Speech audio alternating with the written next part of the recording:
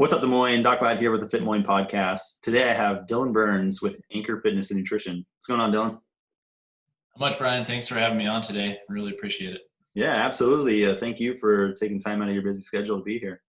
Of course. Well, let's get started. Dillon, if you could just tell us a little bit about yourself and your background and what you're up to now. Yeah, so I mean, my story is pretty well out there by now. I know you and I haven't had a whole lot of chance to get to know each other's backgrounds, but I think we're fairly similar. We were both in the Navy, so I joined the Navy from 2002 to 2009. Okay. We might even have been in at the same time together, I think. No, just after that. Okay, yeah. So I was in from 2002 to 2009, and that's where I really started to get a love for, towards the tail end of my time in the Navy, started to get into CrossFit and fitness and all that kind of stuff. And shortly after I got out, I got my first level 1 certification, and it was pretty much a match made in heaven since then.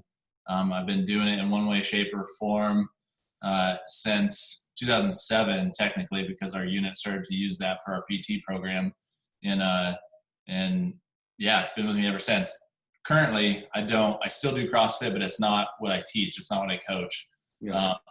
All that time in the middle, I used between 2009 and 2020 now, I've gotten various certifications. I've coached various types of athletes. I've worked with different types of people, even personal training and stuff like that. So I've got a good background in the breadth and knowledge and understanding of fitness and movement and all that kind of stuff. But currently what I do right now is own Anchor Fitness and Nutrition.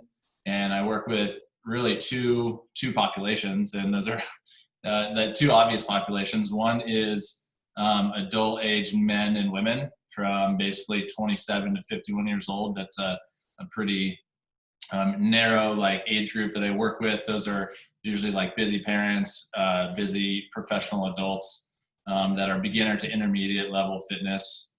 And then I work with kids. That's a big part of Anchor Fitness and Nutrition. And we have two not subsidiary parts of the business, but they're two parts of the business. They're called Anchor Kids Club and Anchor Kids Camp.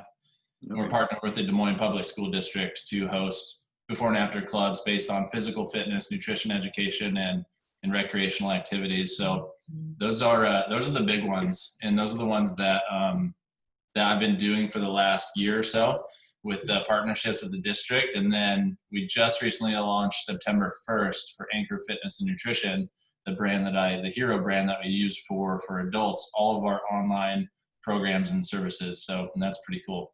That's awesome. So that's pretty fresh then, huh? Yeah. So it's been, I was in a little background. I did a business accelerator over the summer. I was funded through Iowa State University, Papa John Center for Entrepreneurship, and they paid me money for 11 weeks to work on the business. And so my main, it was sweet, man. It was awesome. It was all online though. So it was 5 to 8 hours a day of Zooms, which, you hear Zoom burnout, and that's definitely the case. They paid me money to work on the business, and my primary goal for going into that accelerator was to develop the systems and processes and all of the programs and services that Anchor Fitness and Nutrition have to offer online for adults. So I spent 11 weeks and did the dirty work, and September 1st, we launched it. That's awesome. Yeah, can't beat that, right? Someone paying you to work on your own business. Hey, I wish it was more money, but I'll take whatever I can get. In a little bit, right? Yeah. Yeah, I'm actually using my GI Bill now, and so that's my accelerator. So they're paying me to get my degree, and helps out so I can focus on the business as well. Yeah, I love that, and I would still be using mine if I didn't exhaust every last cent and dime that the military wants to give me, and the VA and all that stuff. So yeah, I just recently graduated from Iowa State as well. So all that money is back in the pockets of the commerce system of Iowa for the most part. Yeah. Well, congrats on graduation. That's huge. Yeah, thank you, man. I appreciate it. Yeah. What was your job in the Navy? So I did a couple of different things. I was on the contract to go to Buds and do SEAL training, all that stuff. I didn't end up making it, but I did spend some time there. I went out to a ship for a little while, which was, you know, neither here nor there. It was cool for the traveling and the experiences, but for a guy like me who's pretty high tempo, it's not what I wanted to do. So I ended up doing a surface rescue swimmer school, which I was still attached to a ship. So that was a little bit more of a collateral duty than like a full-time job. So I was still a navigation specialist and all that stuff. Quartermaster, I'm sure you're familiar with the rate. Sure.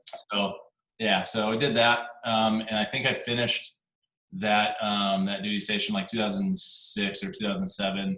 I went through some more training, and I actually stood up one of the first Riverine Squadron units back in 2007, Riverine Squadron 3. So we did I ended up doing our deployments overseas, and part of the unit would go to Africa, the other part would go to Iraq, and then another part would go to like Southeast Asia. So it was a lot of fun. We did a lot of traveling around, a lot of training in a typical situation where the Navy didn't necessarily train unless you went through really, you know, 6 to 12 months of training through BUDS or the or SWIT community. So yeah, it was a lot of fun. Yeah, awesome. How did your time in the Navy, I guess, influence you as a person, but then also your business? So obviously my time in the Navy, you know, there's a lot of memorabilia and things here that you can see. Got the anchor is my logo. Refuse to sink is our tagline. It's just who I am as a person. You know, I really resonate with my time served in the military and serving the country, being a part of not only a team, but an organization that's bigger than myself. It really, I didn't know it at the time, but it was really shaping my mindset, my belief system, my core values, all those things as a young kid, where all I wanted to do was party and deploy overseas and do cool stuff. Now I'm an adult. I've got 3 kids, you know, I've got a mortgage, 2 cars, insurance, and all that fun stuff to do. But having spent that time with my brothers and sisters and everybody who were willing to literally do whatever it takes to get the job done, like that has lived on through me, you know, a decade later almost. And, you know, I got out in 2009, so it's been 11 years now. So that's been a part of who I am. And there are some really, really close people that I served with that have since passed away or passed away while we were in. And those memories and those legacies are things that I'll live with forever. And so that's another big reason why the Refuse to Sink, the anchor on the logo, the nautical themed clothing, all that kind of stuff that I do is geared towards that specific time in my life because it meant so much to me. Sure. Yeah, I would agree. I mean, even for myself, I was in just over 5 years and I didn't know it at the time, but I think that time in has really shaped a lot of what I do now. I mean, my business Kaizen came from my time in Japan in the Navy, so that's kind of where that came from. But yeah, it's interesting how, you know, you might not necessarily see it at the time, but those events and that time period can really make a big impact on you and kind of shape your future. Definitely. And yeah, Japan, that's a hoot. That was a riot, right? I'm sure. Yeah. Were you stationed out there? Yeah, we were there for 3 years. We were in Okinawa. Okay. Yeah. So every time I've been to Japan like 100 times, I feel like, and every time it was memorable, yet memorable enough not to remember every little thing that happened. If you catch my drift. Sure. Yeah. It was port visits to say the least. So, you know how that goes in the Navy. Yeah. Absolutely. All right. Let's talk a little bit more about Anchor Fitness and Nutrition and your kids club. Just tell us a little bit about like your training style, your philosophy, and kind of what goes into working with you. Yeah, so there's really 2 different aspects. Again, we'll just go back to the different communities that I serve. The kids side of the house it's all about development, and I say that in a way of just getting kids to move, to develop the skills, the motor pathways, the functional habits and routines in their life to be able to move properly, move well, but also just to get outside and have fun and not think of it as like a chore or something like that. You know, I think I think a lot of times nowadays with all the screens and all the monitors and all the games and all the opportunities for kids to be inside and not be outside, like it's hard to get them torn away from it. But if I can help develop this thought process of, or even this natural instinct that kids should already have, that going outside and running around is fun. It's natural. You should be outside. You're in your element when you're out there running around, doing stuff, and not penalize them for maybe going and running off from the corner and doing other things. I think that's it's a big part of it. So that's why I say development with kids, because I'm trying to develop the habits for them that will last a lifetime, so they can grow up and be healthy, strong, fit, good mentality, all that kind of stuff. Yeah. Really, if I translate that over to adults, it's kind of the same thing. My version of health is I use fitness and nutrition as tools for adults. I'm probably going to get accosted for saying this, but I really don't care about those two things. What I care about is getting into the mind. Like, I care about the psychology behind all of it. I care about how people are talking to themselves, what thoughts they're having, what kind of actions and reactions are happening in their life based off the choices and decisions that they make. And that's really what I care about. And I think that's what sets me apart from a lot of other trainers and fitness professionals and all that stuff, is because I use the fitness and nutrition as a tool to get into the psychology of what it is that they're choosing to do every single day. And that's really what's important to me. Yeah, it's funny you mentioned that. I literally had that conversation with someone this morning. So I think you're spot on, the mindset piece of it. It's not that the fitness or health aspect isn't important, but the mindset piece of it is huge, and something even in physical therapy, we kind of learn psychology, but they don't dive that deep into why that mindset is important. And I would agree. What kind of, do you have like a morning routine that you go through, or how do you, I don't know how I want to ask that. How do you keep your mindset the way you want it, and then how can you transfer that to your clients that you work with? So my morning routine is very inconsistent, only by way of having 3 kids, and I wake up whenever they force me to wake up, which is usually around 4:30. Today it was 3, so there's that. So I get in when I get in, but I do have a schedule that I try and keep, and that schedule is from 5 to 7 a.m. is my time. Like, that's my me time. If I want to sleep those 2 hours, if I need that extra sleep, I'm going to sleep. If I want to wake up at 5 or 4:30 and be to the gym by 5 so I can work out from 5 to 6 or 6:30, be home by 7, whatever I do within those 2 hours, those are my 2 dedicated hours, to where I'm not going to think about work. If my kids aren't up and I can leave the house, then I'm going to go do me stuff for a couple of hours. And then from 7 to 9 is my family time. So in the morning, I'm at home. My kids are getting up. My oldest is 6 now, so he's in kindergarten. Okay. So he walks up the street to take the bus. So we get him ready for school, make him breakfast. Yeah. And then that 7 to 9 a.m. time it's me time, but I'm with the family. I'm already showered and ready to go for my day. So those next 2 hours are their time. So my wife, my baby girl, who she takes care of most of the time, thankfully, she's very wanting to be held, kind of a thing. We've had 2 boys, and they've both been very independent and love to be isolated, whereas she's amazing and beautiful, but she just wants to be held 24/7. So there's that.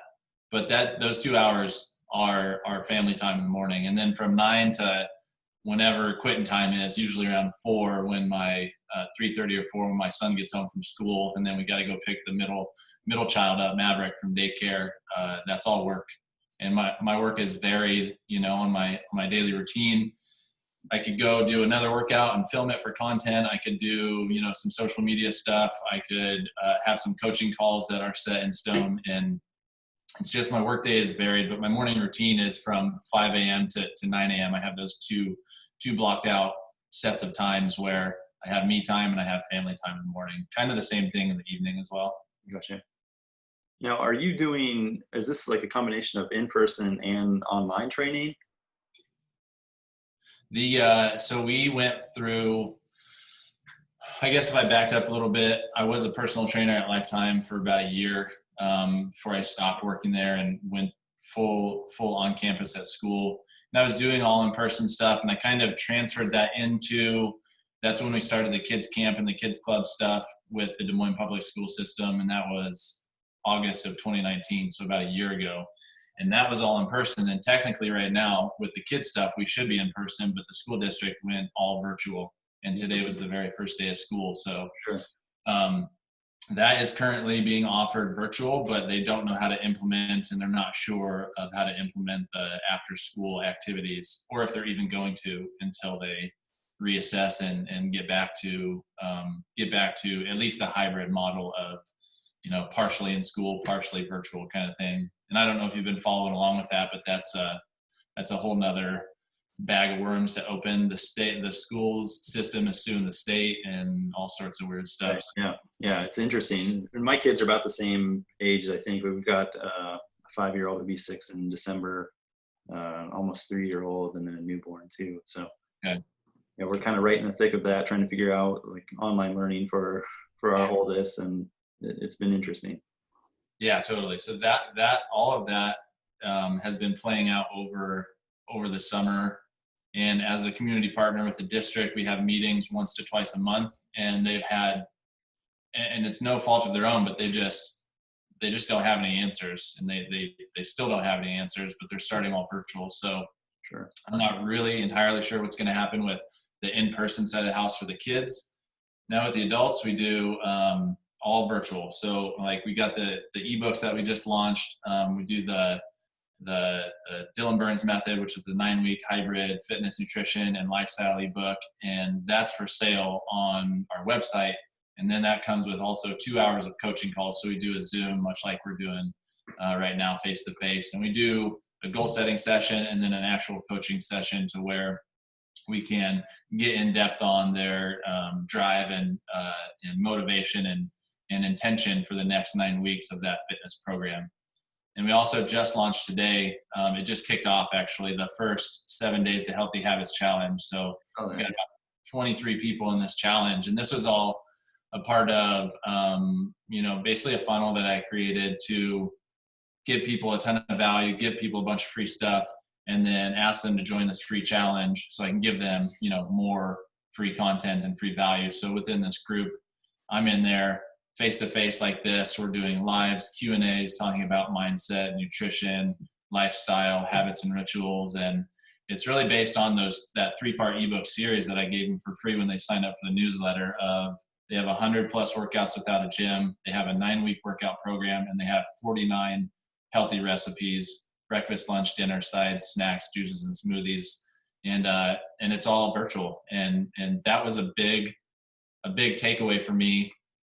I guess I also forgot, I'm horrible at telling my history. I owned a gym, Anchor Nutrition, Strength and Conditioning, from 2015 to 2018. We closed it, but that was all in person. And my biggest takeaway from closing that business was I need to minimize my overhead and I need to do more online.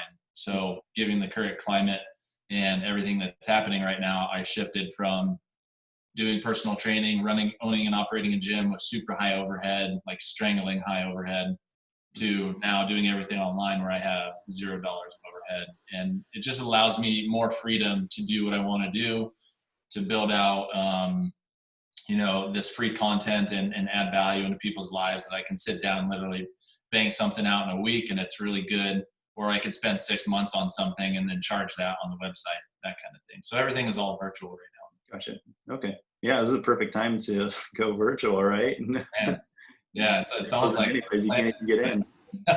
Yeah, that's awesome. So when you're designing programs for people, I know you said you do CrossFit, but not everyone obviously does CrossFit. Are you focusing more on like in-home workouts, or are you adapting to where they're working out as well? How does that work?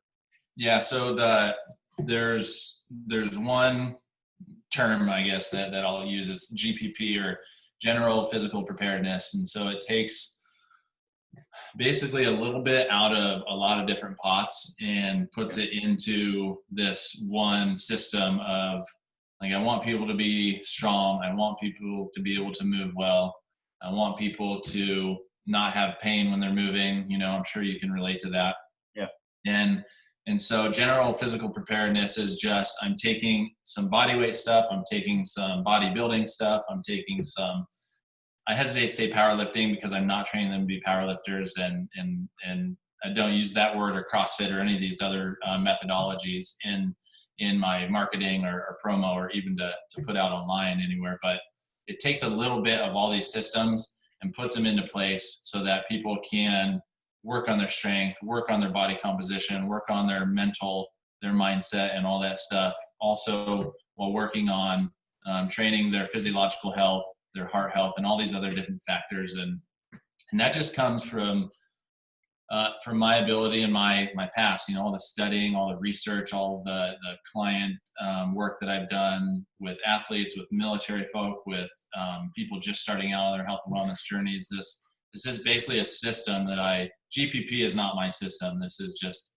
how I portray GPP into an actual program. So it takes a little bit from a lot of different places, and it gives people a varied or a variable approach to their health and wellness. Okay. I was gonna say GPP sounds like it came from the military. Is that? Yeah, probably. I'm sure it did. I don't know. Sounds like, as you were saying that, I'm trying to think back to, it sounds like something they like to take these big terms and kind of give them Yeah, I mean, if you think about it, it's probably like, I probably did get it from there. I got it from somebody somewhere, but I think it was from the strength and conditioning and or CrossFit community at one point in time back in the day. Probably when I started out, and it just stuck with me. Sure. Yeah. Now, when you were in the Navy, were you a command fitness leader at all? Yep, I sure was at 2 different commands. Okay. Gotcha. So is that kind of, I know you said you started CrossFit while you're in the Navy too. Is that kind of what got you into fitness and health as well, or? Yeah. So actually the last deployment I did on a ship was like 2006 or 2007 timeframe. And it was a cruiser. So you have like this middle deck in between. I don't know if you've ever been on a cruiser. It's got 2 masts, and in the middle, there's like this, not the flight deck's on the end of it, but in the middle, there's like this little area, and you could do pull-ups on this thing that's not a pull-up bar. It was like 6 inches thick. You could do push-ups on something that was on the deck that you could do sit-ups on, and you could just do all these different like body weight stuff out there. So I walked through and saw one of the officers doing a workout, and I was like, "What the heck are you guys doing?" And he's like, "Oh, it's CrossFit." I was like, "What's CrossFit?" This is like back when it was first starting and starting to pick up online. They had just launched the website and were putting out a WOD, or workout of the day. Yeah. And I was like, that sounds stupid. I'm never going to do that, because I was like doing bodybuilding stuff and, typical military workouts, PT, running, jumping, swimming, all that fun stuff. And I started to look into it, and it got, to the point where it was super interesting to me. And we get to Virginia, which is where the Riverine Squadron was, and they were using that for their PT program. Like we did the running, we did the swimming, we did the push-ups, sit-ups, pull-ups, all that stuff, but we also did CrossFit, and that really helped push me into that direction for sure. And that was really my first like deep dive into CrossFit, and that's when I also began to become interested in the CFL position, or the command fitness leader position at the Riverine group as well. Yeah. Okay. And for those that are listening that don't know what the command fitness leader is, basically it's usually there's an officer that oversees it, but there's several enlisted, and they run the command's fitness program. And so they're keeping everyone in shape essentially. And then twice a year when you have your fitness test, they're running the show. They're making sure everyone is in shape. They're recording it all, and that gets sent up. But that's kind of what the CFL does. So yeah. Did you guys actually have barbells and whatnot out on the ship? No, we didn't have any of that. So it was all machines, and the workouts that they were doing were just like body weight renditions of. Okay. Now that I think about it, it's good, because you don't want to have barbells on a ship. But that was my question. I was trying to picture these WODs out on the flight deck or out on the deck there, and barbells rolling around as the ship is tossing and turning. Probably wouldn't be good. there were dumbbells, but the dumbbells it was in like some disgusting like fan room, and they were all coated in grease and nasty sweat. And this is a good commercial for joining the Navy right now, huh? Yeah, exactly. Yeah, I mean, you probably don't want to come to me if you if you're really interested. Yeah, but it was yeah, it was good.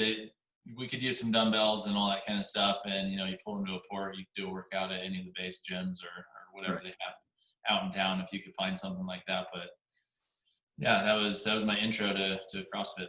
Awesome. Now let's get into the nutrition aspect a little bit. I know you said with your ebook, there's some recipes and whatnot there. How deep into nutrition do you get with your clients? So it all depends on what their background is. So I definitely refer out a lot because obviously I'm not a dietitian or an RDN or Sure. anything like that. I am a nutrition coach, but that has its scope and its practice within its own pipeline. And so we talk about the very basics of nutrition and really what I call it is the basics of human nutrition. So I'm talking to people about the differences between proteins, carbohydrates, and fats. I'm talking to people about the difference in macronutrient breakdowns, different ratios for different body composition types or different goal sets. I'm talking to people about healthy recipes and how to switch this type of food out for this type of food. I'm talking about reading nutrition labels.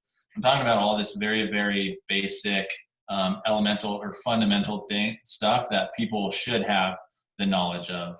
Sure. Now, with my own personal study and interest and all that stuff, that goes much deeper into physiological function, physiological health, and all that kind of stuff, because that was and still currently is one of my most passionate fields of study or research. Is that I'm so interested on exercise physiology or just human physiology in general that for my own intents and purposes, like that's what I want to get to.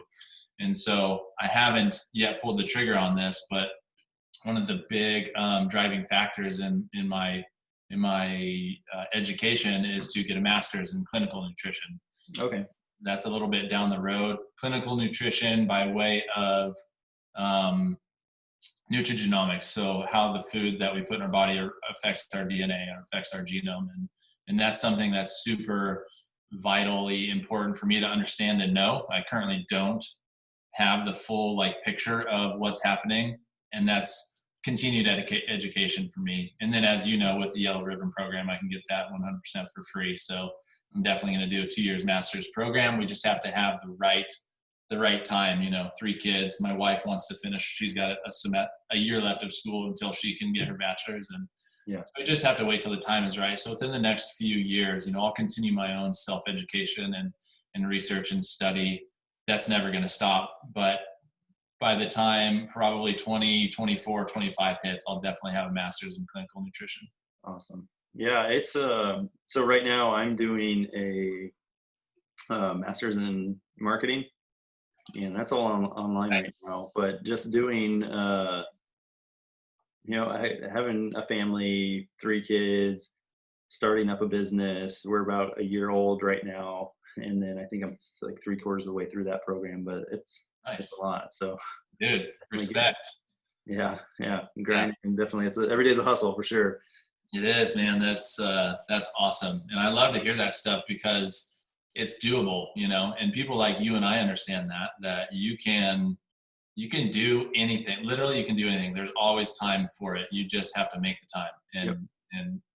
And that's a big thing that I talk to a lot of the people I work with, is that there's excuses and then there's reasons. Like, I have 3 kids, I've got a wife, I've got this, and this. Those aren't excuses for me. Those are reasons for me to do more things, to be able to achieve more and make more progress in my life, provide for my family more. So Right. that's kind of a shift that you and I know, obviously, guys like us, girls like us, in the mindset field, but that's something we talk about a lot with a lot of clients I work with. Yeah. And for me, I mean, it's just, it helps to kind of schedule things out and kind of break down my day and see what I've got here and there. But yeah, just having it structured, and from the mindset part, just flipping the script, and instead of saying like, hey, I don't have enough time for this, it's like, well, I've got time for this, this, and this. I've got this open spot here. I can do this. Just kind of like you said too, like you've got that chunk of time in the morning. If you need to rest, you can rest. Yeah. If not, let's go. Yep. Exactly. Yeah. And yeah, scheduling is everything, man. I think I just recently made a post about that, or I was talking about it to someone somewhere, or posting about it somewhere. It's all kind of a blur right now. A lot of things are happening, but yeah, if you're not scheduling your life, you're gonna miss opportunities, and especially when it comes to family. If you've got a family, if you've got kids, if you've got a job, you're running a business, and you've got goals. If you have goals, you have to have a schedule. If you don't have goals, you probably don't have a schedule. That's kind of how I look at it. But everybody should have a schedule, because I know that deep down, everybody has goals or wants and desires, and scheduling those things out throughout your day so you can make time for these other things. That's the most effective route that I've found. Yeah. We've all got the same amount of time, right? So it's just figuring out those priorities and Yes, sir. getting it done. What, just kind of some spitfire questions here. What are you best at, and then what do you struggle with?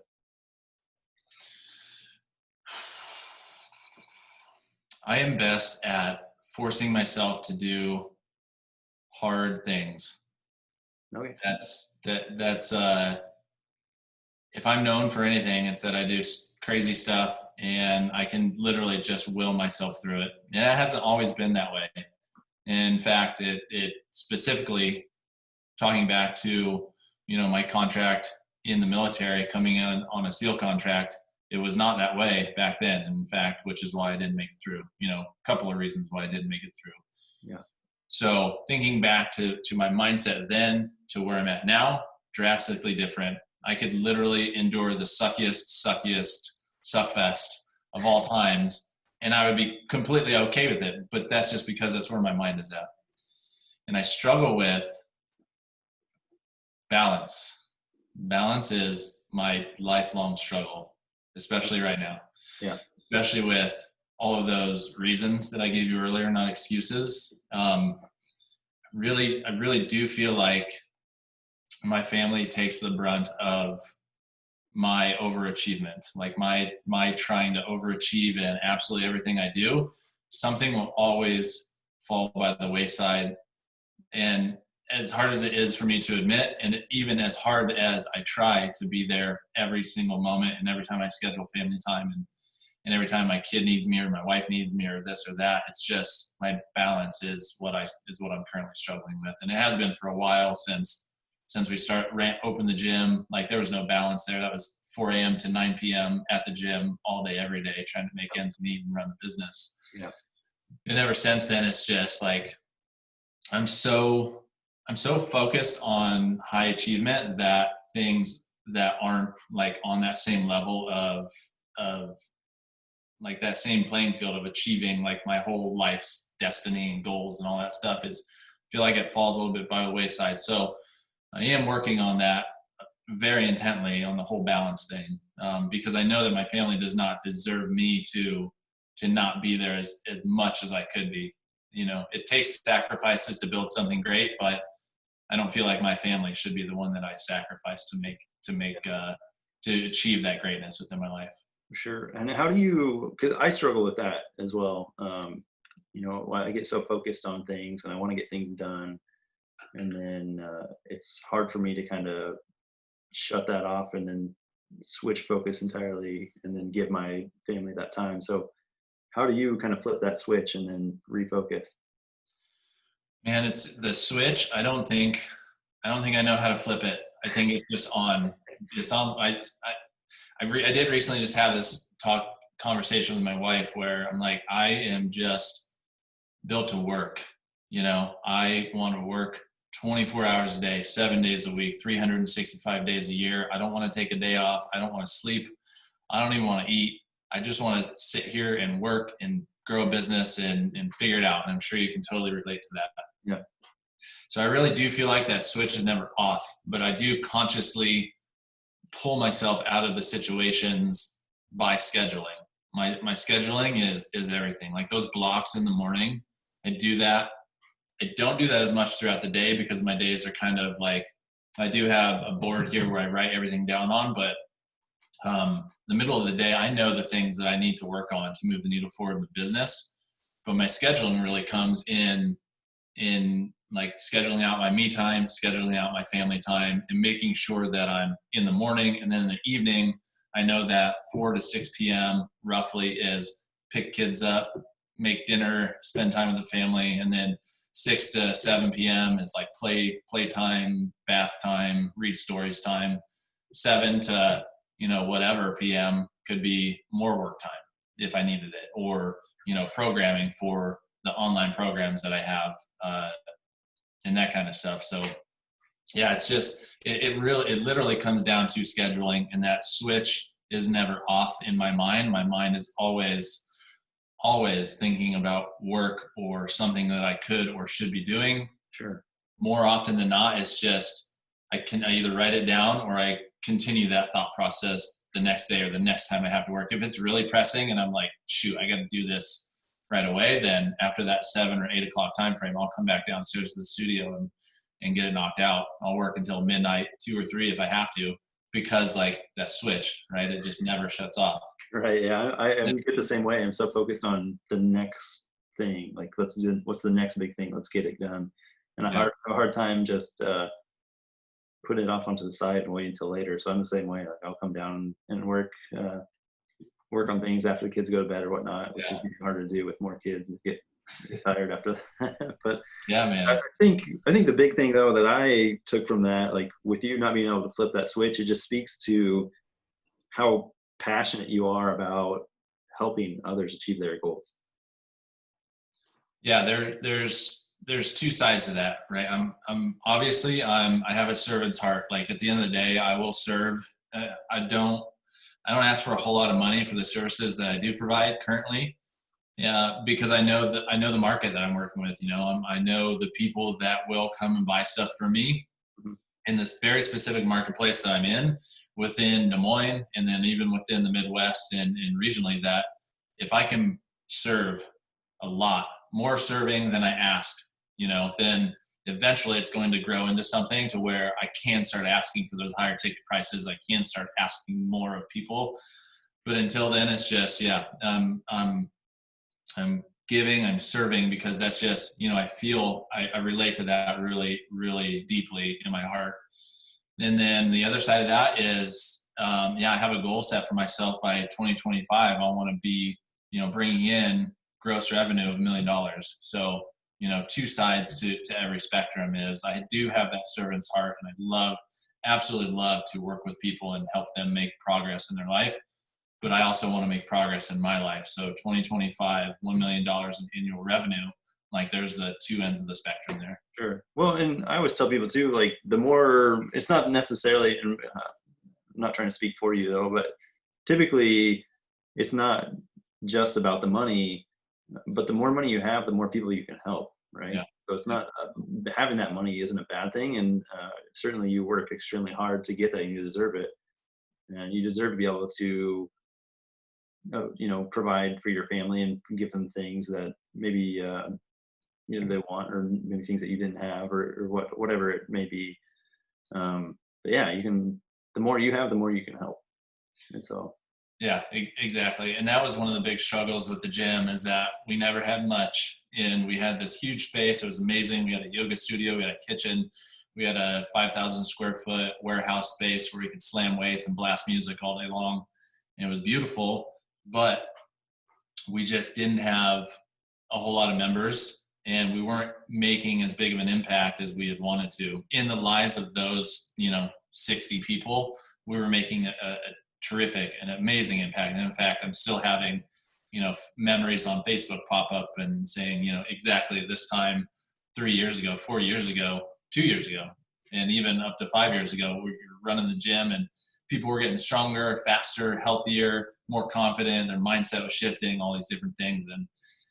And we just weren't ever able to capture the burn rate with excess dollars. So our overhead was just through the roof, and we could never catch up with it, even after multiple years of, of ebb and flow with summer season, winter season, and we could just never catch up. So yeah, more able to serve more, able to give more, then able to ask more. That's kind of my whole philosophy. And when I can ask for more, then that's when the dollar signs will start to go up. But until then, I'm going to give, I'm going to serve, I'm going to do everything humanly possible to create value in as many people's lives as possible. And it starts with kids, it goes to parents, it's working with teachers, it's doing, free stuff for staff members. And then it's also giving away a ton of free stuff online to anybody who has internet access. Nice. Dillon, this has been absolutely awesome. I feel like we could talk all day, but if people want to learn more about you and also Anchor Fitness and Nutrition, how do they do so? So there's a couple of ways. You can go to the website, is probably the easiest one. That's anchormindset.com, spelled out, all one word, exactly how it sounds. Or you can add me on Instagram. My personal Instagram is called the Dillon Burns Method, all one word. And then from there, there's a link tree. You can click in the link in the bio, and that'll take you you can get the free downloads there. You can sign up for my online programming there.